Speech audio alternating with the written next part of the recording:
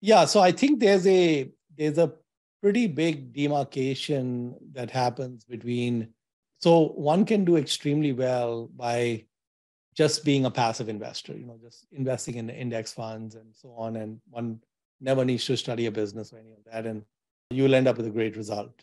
Now, if you decide to cross over to the other side, where you actually want to analyze businesses and figure out investing and buy stocks and all of that, I think that is a very different game.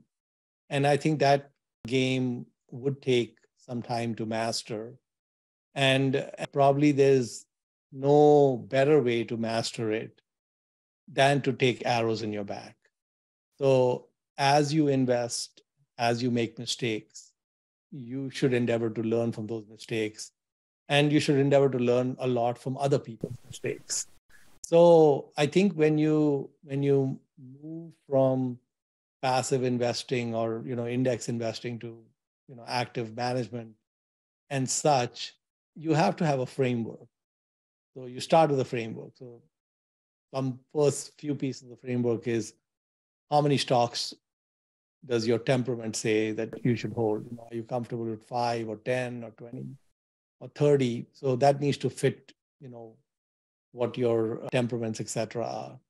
The second is that many aspects of investing cannot be taught. They are inborn traits that either exist or don't. So if one has the natural tendency of a hyperactive trader who's going in and out of positions several times a day, it may be difficult to transform that person into someone who buys, one stock a year, for example, and holds them for 10, 20, 30 years.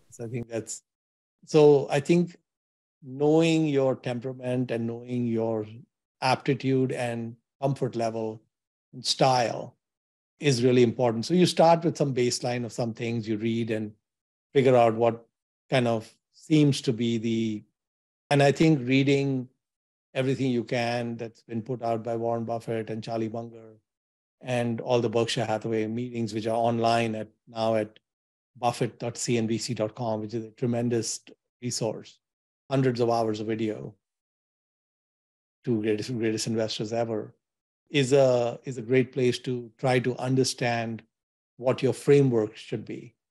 And yeah, then the notion of behavioral finance versus the quantitative stuff, all that kind of naturally falls into place once you have a framework that you can work with. And you need to come up with something that fits for you and can work for you. Take it from there.